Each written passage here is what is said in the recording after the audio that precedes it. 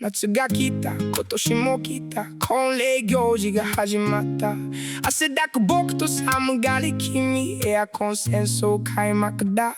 やっぱ25度でしょ、いや29度でしょ。気づけばリモコン握りしめ、無言の睨み合い。寒い暑い、yeah.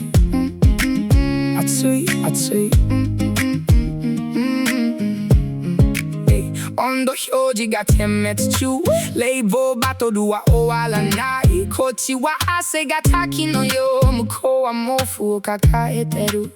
同じ生物とは思えない、暑い寒いの大合唱。今年も平和は遠いまま、僕はアイスを食べながら扇風機までフル稼働。向こうは長袖靴下でなぜか温かいお茶を飲む。季節感とは何だろう、価値観とは何だろう。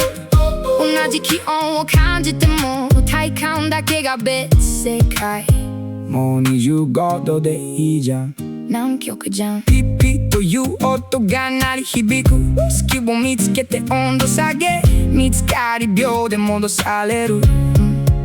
リモコンソーダサバイバル、今日も決着つかないまま。そしてついに見つけたんだ、みんなが笑顔の妥協点。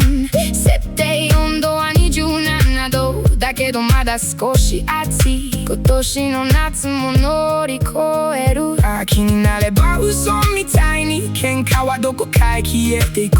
夏だけ起こる風物詩、リモコン巡る争いだ。